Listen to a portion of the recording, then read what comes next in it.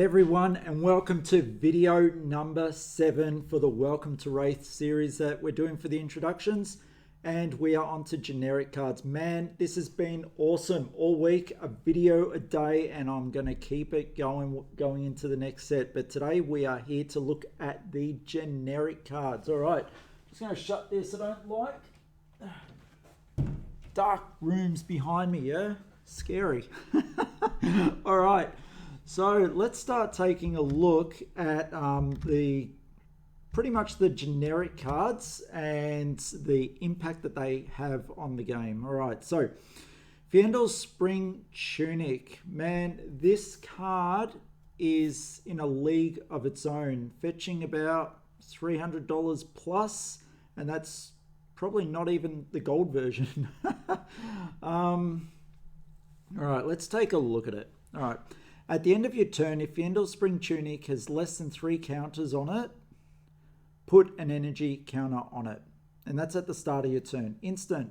Remove 3 energy counters from Vandal's Spring Tunic and gain a resource, okay? It's also got Blade Break, so you can use it to defend. It's a fantastic piece of equipment. Me, I want to use it. I don't, because I am terrible at the start of the turn phase. I'll be halfway in through a turn and then I'll realize I didn't put a marker on Vandals, or I'll be in my opponent's turn and I'm like, oh, I forgot that. So it's not my favorite card, unfortunately. But you know what? Reading that card as it is, at the start of your turn, if Vandal's Spring Tunic has less than 3 counters, oh no, you may put an energy counter on it. So there you go. It's not even a must. So this is a terrible card for someone like me. And if you're can't remember stuff like that, yeah, I don't know. Like, I will play a full game with that and probably get 1 resource out of it. That's how bad I am, and it's usually my opponent feeling sorry for me and reminding me to put a counter on it. So yeah, look, if you're using it and for specific decks such as Warrior, a very good card. I mainly play Ninja, and there's a card that I prefer for that, and we'll just continue on with the cards. Let's see. Hope Merchant's Hood, another very good card. This one makes me think about what I should put in to a deck when I'm not running Mask. But let's see what it does. Destroy Hope Merchant's Hood. Shuffle any number of cards from your hand into your deck, then draw that many cards. It's a fantastic card overall. No, it doesn't defend. Doesn't need to defend. Just that one turn in the game where you're sitting there with a helpless hand and you just need to shuffle it and hopefully not draw back into it. So yeah, great card. We'll keep moving on. Hardened Cross Strap. Now this is my preferred one over Vandal's Spring Tunic. You know, let's just talk price here, about $300. Hard Cross Strap, you know, it is a common, 50 cents. Like, look at the difference. And for what you get, destroy Hardened Cross Strap. The next attack action card you play this turn costs 2 resource less to play.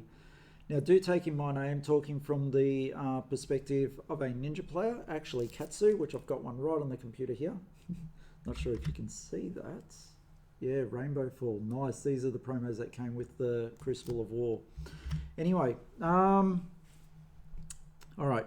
So a turn for Ninja could look like this with Heart Cross Strap, where I'm not forgetting to put counters on the Vandal's Spring Tunic. I could crack this at the beginning of my turn. I've got go again. The opponent's looking at me going, all right, here it comes. Maybe I throw out an energy, or maybe I start with Surging Strike. Or I'll throw out an energy, resource I should say, maybe 2 resource. Attack with the Kadashi, attack with the Kadashi. That's already 2 points of attack, which are free attacks, especially if they're not defending against it or they use equipment. Hit with the Surging Strike, hopefully it's a red. It was free because of this. I've still got I've still got 1 card left in hand. Follow it up with the Whelming Gust Wave. Was that correct? 1, 2, pitched. 1, 2, 1, 2. No, I've still got 2 cards in hand after the Surging Strike. Whelming Gust Wave. They might defend on that. If I've got a card in Arsenal, it might be a +1 as an attack reaction. The other card might be an attack reaction. Or for the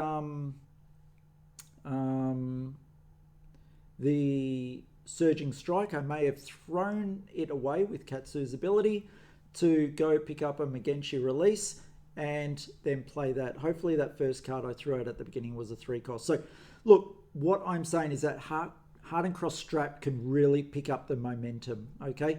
Look, it's a common card, and I think it's very underrated as a card.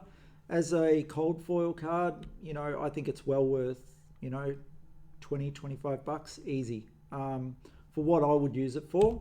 So yeah, $300, and I forget the tokens, or I've got this and I planned for it, and it's a one use, but yeah, very underrated card. Yeah, if you disagree, write in the comments, let me know. Goliath Gauntlet. Destroy Goliath Gauntlet. The next attack action card with a cost of 2 or greater you play this turn gains +2. Fantastic card. Probably see it in maybe Brew. Don't know. Guardian for sure. Alright, let's move on. Snapdragon Scalers, attack reaction. Destroy Snapdragon Scalers. Target attack action card with cost of 1 or less gains go again. So attack action card. I think this is a fantastic piece of equipment. I use it with the ninjas. Alright, I'm going to try and stop saying from now on. I've noticed that I say that a lot on the videos. So with this, you crack it as an attack reaction to give your weapon go again. You can see this seems to be pretty good, especially for ninja. For the other classes, maybe not so much. They might have other leggings, such as Brute has its own leggings, or Reiner does anyway. So with the Blitz format, cards like this, very important as well. We'll keep moving on. Iron Rot Helm. This is a great piece of equipment. It's got blade break, just a quick defense. That's all it is, really. For the price that you're paying, yeah, not bad. Same with the Iron Rot plate. You just use it for defense and destroy it. And same with the Iron Rot Gauntlet. So you can go with an Iron Rot fit out and get 3 defense when you need it. And there you go, the legs as well, all 4 pieces. All right, let's keep moving on. Probably one of the most influential cards in the game, fetching a massive price at the moment, Enlightened Strike. You'll see why. It's a 0 cost, so important. But as an additional cost to play Enlightened Strike, put a card from your hand at the bottom of your deck. That's not so bad cost to play. Choose one, draw a card so you can replace that card, or you can give this card +2. It attacks for 5 already and defends for 3. So you can give it a 7 attack, which for a 0 cost merely throwing out a card, this amazing. And Enlightened Strike gains Go Again as one of the other options that you can choose. A great card for applying pressure. Sometimes you might want to play Enlightened Strike for the drawer card because you need to filter a card out, and then you destroy your Snapdragon Scalers to give this Go Again. So effectively you're getting 2 of the results from 1. Overall, a fantastic card. Everyone knows it. It's possibly a bit too powerful. When they were talking about possible cards that they were going to potentially put a ban on or restrict, I was thinking that this would be a good one to get restricted to 1 in a deck. But yeah. Let's keep continuing on. As you can see so far, the generic cards have a massive impact in the game, and that's fantastic. You don't have to stick to your class cards. These cards filtered throughout can really change your deck and give a deck so many ideas, and that's why they're so great. Okay, look at this card. This is a fantastic one. I've even got a playmat with this, which we were all given when we all went to Auckland. Tome of Yendel costs you 1. You draw 2 cards, so it's a +1 on the draw. If Tome of Yendel is played from Arsenal, gain 1 for each card in your hand. So if it's played from the Arsenal and you're starting your turn and you've got 4 cards in hand, you can pay 1, use Tome of Yendel. That will draw you 2 cards, so you've gone down from 3 to 5, and now you gain 5 life. Fantastic. Like, it's just a great card. Look at that. It even defends for 2. Yeah. Overall, a fantastic card. Yeah. There's not much more to say about that one. Is it a staple for every deck? That's a tough one. It is well up there for a lot of decks to use. It really depends on which way a deck is going, but it surely is way up there in decision making. All right, Last Ditch Effort. This is quite an interesting one. When you play Last Ditch Effort, you have no cards in your deck. It gains +4 and go again. So, very much as the card states, it's a last-ditched effort. You've got no more cards. You've got this in your hand. You play it. It is a cost of 3, so it's possibly your last hand of the game. You're throwing out hopefully 1 card to play this. Gets a +4, so it's 8 with go again. You're leaving hopefully 2 cards in hand for the go again. And you're really looking to finish out the game when you're that desperate. Yeah. Usually when Guardian is really getting rid of your deck, this could be a card that's good for the sideboard. Yeah, very good overall. Crazy Brew. Now, this is a card that everyone, all right, I won't say everyone, a lot of people want to place in the deck, but you just can't take the chance. I think this is a great one for Reiner, being so reckless, and I would even put it in some ninja decks. The bad part about potions overall, look, you've got a 0 cost, which is fantastic, especially for the abilities they do. The only bad side really about potions, other than it takes your action to usually play them, is that they've got a 0 attack and 0 defense. You can't defend with a potion. Yeah, you can't hold it up against a sword and block. Yeah, they're absolutely useless in your hand late game trying to defend. Absolutely useless. Now, on the other hand, if you were able to get them on the table early game to early mid game, they can be very useful. And let's take a look at this one. Now, it is called Crazy Brew.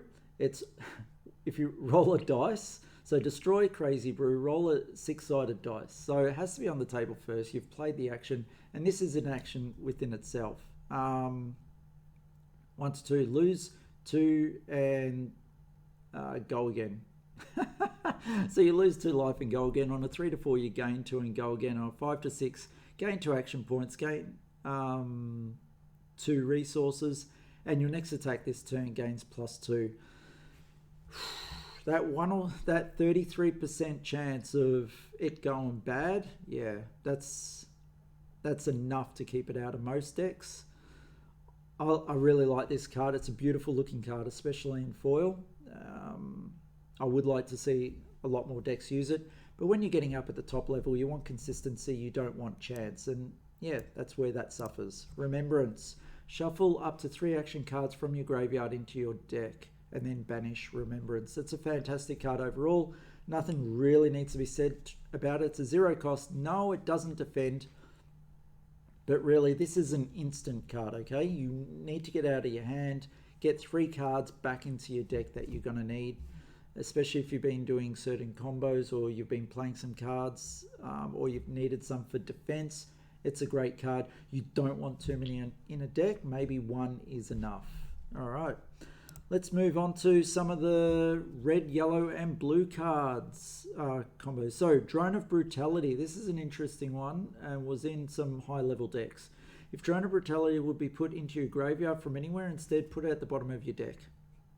So, you're not running out of cards. You're constantly using them. So, you've got red doing 6 and 2. It does cost 2.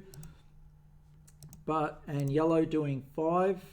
And defending for 2, and the blue is doing 4. If you've got a few of these in your deck, you're just cycling through, you're never running out of cards, and your blues are usually paying for everything else. If you can get go again, even better. Snatch, fantastic card. One of the cards that people have said was broken as well. Mainly because it's 0 cost, it's 4 attack, and if it hits, it draws a card. So usually you're defending with 2 cards against this with the fear that it's going to draw a card. It is a generic card. It's not based on any particular hero, so everyone can use it. You rarely see, or I rarely see, yellow or blues being played. The red ones, however, are fantastic value for a 0 cost. There's nothing really much more to say. You tack a go again onto this. Play a second one, who knows. All right, let's get into some more potions. Energy potions. Instant, destroy energy potion, gain 2. Fantastic. if you can get it on the table to begin with. Same problems as the other potion. 0. They're great for pitch value, but you don't want them in hand late game. Alright, so Potion of Strength. I never see this played. Action, destroy Potion of Strength. Your next attack this turn gains +2 and go again. So someone, when we were in discussions, was thinking this would be a great card as part of a combo, but it's not. It's an action in itself to do that for your next attack this turn to gain +2. So in doing that, you break your combat chains. You can't just get go again and continue that particular chain where you're getting the pluses. No, this is an action within itself, giving the next attack. So yeah, just be aware of that. Time Snap Potion. Destroy Time Snap Potion, gain 2 action points. This is great, fantastic, especially if you're having trouble with the go agains. This gives you 2 action points to do it. It's a 3 pitch value for 0 cost. If there were any one of these potions that I would deign to play in a deck, it would be Time Snap Potion. Energy Potion is well up there among the decisions, but Time Snap seems to be the goer for me if I was to use one. All right, the Sigils. Now, Sigils, quite annoying when you get your opponent down a certain life and they just play an instant. This is an instant for 0 cost. Gain 3, gain 2, gain 1. I rarely see the blues out there. The reds I definitely see. And yeah, it's just a fantastic card overall and makes it into a lot of decks. All right, Barraging Braun. If Barraging Braun is defended by less than 2 non-equipment cards, it gains +1. So it comes in 3 costs, comes in for 7, can be 8 if they don't defend with at least 2 non-equipment cards. I don't really see this much in decks. I have played it when we were doing draft, and yeah, it was pretty fun to see the opponent's face, like, what is that card and what does it do? And yeah, it's just a ton of damage, but it is also a ton of cost. So if you can find a way to use it, good luck. I just think it's going to be outdated very quickly, but I could be wrong. If you have had good uses of it, please let me know in the comments. I love to read about it. All right, yellow does 6 and blue does 5. The defense is always the same. Demolition Crew, here we go. As an additional cost to play Demolition Crew, reveal a card in your hand with a cost of 2 or greater. Dominate. So Dominate, you can only play 1 card from hand to defend. Look, not bad. It costs 2. Once again, I don't think I have seen this card played. I really don't. The Dominate is great. Yeah, but there's just, 2 costs for that as an additional cost to play, and you're revealing a card, which is information in your hand, especially when someone is looking to defend. Any information on that, like, oh, so he's 1 card down after I've seen that card. So, was that the last card in his hand, or does he have 2? At least I'm not worried about that card, or damn, that's coming. All right, I'll be ready for it. Information in this game is so important. Showing your card is something that I don't really want to do in this game. So this one really gets a thumbs down from me, and I don't think it's going to age well either. But like I said, write in the comments, tell me I'm wrong. All right, Flock of the Featherwalkers. This one, I've been trying to get to work time and again. Some people use it effectively. It might be just my gameplay style. Look, as an additional cost to play Flock of the Featherwalkers, reveal a card in your hand with a cost of 1 or less. Once again, revealing information. Create a Quicken Aura token. And when you play an attack action card or attack with a weapon, destroy Quicken, then the attack gains go again. So the result from it is fantastic. And a Quicken token, if I get to the end here, is this. When you play an attack action card or attack with a weapon, destroy Quicken. So it usually is the first time that you do that after getting the Quicken token. Then the attack gains go again. So a fantastic result for once you get it on the table. Unfortunately, this card does not have go again. The good, it does cost 1. And like, I am prejudiced in regards to decks. You have to understand I play Ninja, and throwing out a card for 1 to play this and then to try and get go again on this, or give up a turn where I could be doing combos, it just doesn't fit that well. I've seen Warrior use this card so effectively. They give up a turn just to get that go again because their sword is so important. It's, yeah, each player to their own with this. Doing 5 damage for 1, doing 4 damage and doing 3 damage, okay? And I've seen all colors used, all of them in different decks, so yeah. All right, Nimble Strike, quite an interesting card. Let's go through this one. Trying to get through all these cards and make this a quicker video. As an additional cost to play Nimble Strike, you may banish a card named Nimbolism from your graveyard. If you do, Nimble Strike gains +1 and go again. So it's a 1 cost for 4 damage. You can start seeing where cards such as Snatch were so good, yeah, with a 0 cost and 4 damage, and draw a card. So outpaces a card like this. There really is no comparison. And if I go back to Snatch, it's pretty much the same. It's just not giving that extra +1 if you've got a Nimbolism card in your discard. So yeah, it's just outpaced by cards such as Snatch. Yeah, but you know what? If you do, you get the +1, you get go again. Interesting deck, especially for draft. Interesting card, especially for draft. Yeah, so 4, 3, and 2. All right, Raging Onslaught. Pay 3, get 7 damage. Just base brute attack. Raging Onslaught. Now the yellows and the blues, I don't see this card being played. I would even struggle to put it into into a draft format even. It's just so expensive. Yeah, the damage output is good, it really is. But for the costs, it does defend for 3. Look, I'd be having, if I had no other cards to put in, I'd be using this card. Now, from a card which I wouldn't use to one that I think is a fantastic card, Scar for a Scar. When you play Scar for a Scar, if you have left life than your opponent, it gains go again. Simple as that.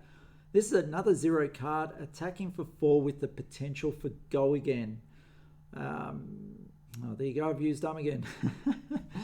If you are down in life, follow this up as your first card, no doubt. If you've got 2 in hand and you're really down in life, then yeah, play 2 of them. They're just such a great card. Overall, you cannot really fault this card. Yeah, great card overall. A bit like Snatch. I put it in the same vicinity as Snatch. Not as great, but still a good card. And there's been talk about with the new hero Benji from Crucible of War, that Scar for a Scar being a 2 attack is something that might see more play. Scour the Battlescape. All right, how many cards we got going? Whoa, we've still got a few, but they're all red, yellow, blue, so we'll get through it. You may put a card from your hand on the bottom of your deck. If you do, draw a card. If Scour the Battlescape is played from Arsenal, it gains go again. All right, look, I've looked at this card and I want to play it. I just never have any room for it. And I'm not going to say that word.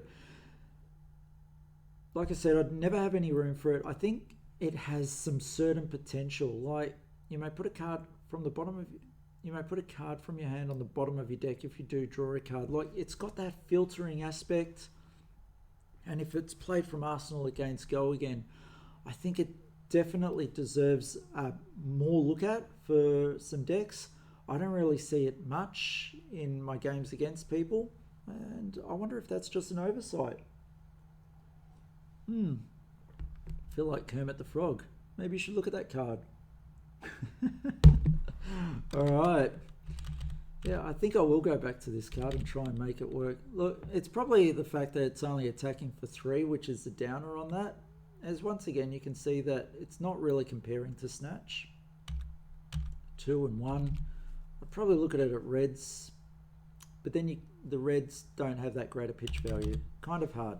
Regurgitating Slog. Here we go. As an additional cost to play Regurgitating Slog, you may banish a card named Slogism from your graveyard. You don't have to. But if you do, Regurgitating Slog gains Dominate. Okay, so another card with Dominate, preventing you from defending with more than 1 card from hand. It's a cost of 2, doing 6 damage and defending for 2. The yellows and the blues do 5 and 4 damage respectively. Once again, tried to use it in the draft format. It was fun. It's just not something that I'm going to use slots up in my deck to put this and Slogism in. So I think this is not going to age very well either. Who knows? Someone might come out with a killer deck, and if you do have a deck with it in, once again, put it in the comments. I want to read about it. Okay, Wounded Bull. When you play Wounded Bull, if you have less life than your opponent, it gains +1. Another card, very expensive, costing 3, doing 7 with an if you have less life than your opponent, gain +1. So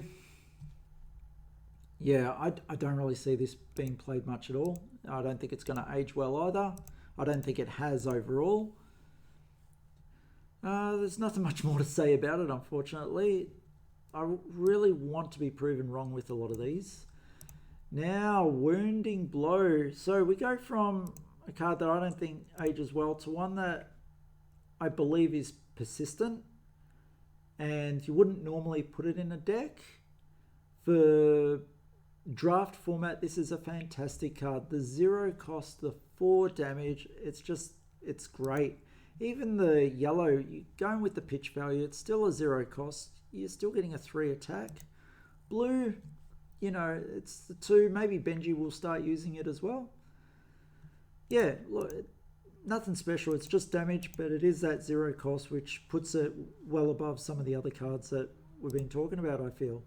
Pummel, you do see this used. It is a 2 cost. Choose one. Target club or hammer weapon attack gains +4. That's huge. This is an attack reaction after they've defended with their base cards.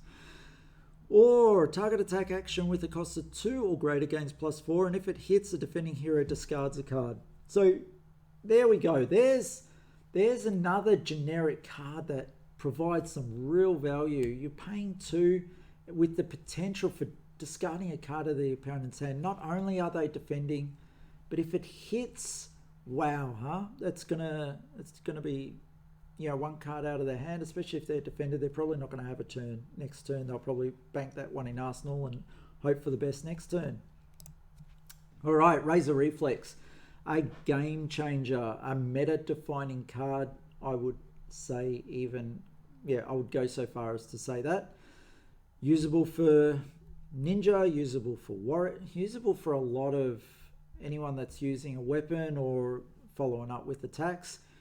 Fantastic card. It only costs 1. Target sword or dagger weapon attack gains +3, or target attack action card with a cost of 1 or less gains +3. And if it hits, this attack gains go again. Right, so this card makes this card crazy. So if you've thrown out 2 resources and you play this and they've defended against the 5, you've got your Quicken token on the table. You follow up with an attack reaction for a Razor Reflex +3. Now we're talking. It's, you know, it was a cost of 1, gains go again. Yeah, fantastic.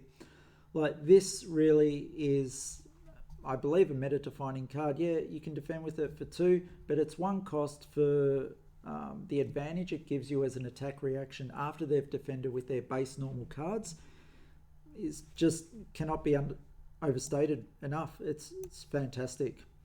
Another very influential card, Unmovable. For when those big attacks are coming your way, you throw out a 3 cost and you play this baby, and if it was played from your arsenal, it gains +1 defense. So it's already defending for 7 with the potential for 8. Let's not even worry about whether it's played from arsenal. A 7 defense, people. That's just crazy. It can shut down one big attack. It's fantastic. Especially, you could just throw some equipment out there blocking or another card, and then you move in with the Unmovable as a defense reaction to really just shut down that opponent attack. It's fantastic. Was partly a meta-defining card for Auckland last year. I believe it was in a lot of decks. I don't know whether it was in the very top decks. I know I took it. I had it in my sideboard for Guardian's big attacks and for Rhino if I ever came up against him. Another fantastic card is Sink Below. You may put a card from your hand on the bottom of your deck if you do draw a card. But this is a defense reaction which defends for 4. So not only is it giving you some tactical advantage by defending after the attack reactions have been shown, you also get to take a card from your hand, put it at the bottom of the deck and draw another card to actually get some momentum for your game if you're looking for particular cards or needing to get something different in your hand. This defends for 4, 3 and 2 successively. Most likely you see the red Sink Belows, and if people are really desperate they go for some yellow Sink Belows just to fill out some more defense. It really is one of the major defense reaction cards that you'll find in most decks. I could be wrong though. Alright, Nimbolism. The next attack action card with the cost of 1 or less you play this turn gains +3 and go again. At the face value, this is a fantastic card. Like Andy, it costs 0. You've got 2 defense. Look, it's giving you +3 for your 1 cost cards, and it's got go again. Why? What is wrong with this card? You know what's wrong with this card that I find? It's a trap. And I've said that, like, these cards look so good, but you've got to remember this is a 4-card game. You're sitting there with 4 cards in your hand, and if you throw out the Nimbolism, you've got 3 cards left. Potentially one's going to be used for energy, maybe 2 are used for energy, and you've still only got, you know, very limited hand. Nothing for the attack reactions, nothing to put in your arsenal. Look, overall on face value, this is a fantastic looking card and I welcome you to put it in your decks. Give it a try. For me, I find it's a trap. There's going to be a lot of cards like that great on face value, but you need to look at the total picture on that. Once again, prove me wrong. On this one, I've tested it out a few times and I always regret it for some reason. Fantastic card, and I really hope that some decks are made using it along with Nimble Strike to really show me up on that view. Same with Sluggism. And the next attack action with cost of 2 or greater you play this turn gains +6, but this one costs 3. I haven't seen a Sluggism deck. I haven't played against one. I don't even know anyone that plays one. It's a neat little idea. I would like to see it in action. Unfortunately, like everything, as more sets come out, I don't think this is going to age very well. We've already looked at the Quicken token and Cracked Bauble. You really only play this in draft. If you haven't got enough cards to play, you throw this in your deck to help build up that number. Okay? So everyone, that's it. And by the way, I hope you enjoyed my knight on the side of the screen. There he is over there. Thank you, Laura, for designing him and taking the time and dealing with my revisions to finally get him to be a reality.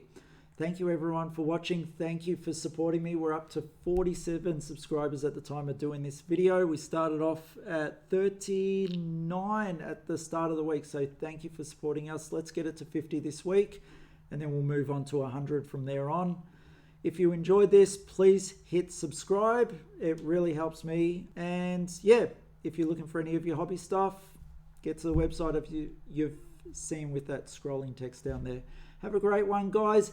Next one we've got is Arcane Rising. I'm going to continue it from the weekends. So Saturday, Sunday is not a rest for me. We're going to continue these videos and get through them because there is just so much to cover. Thank you all for your time. Have a great one. See you all.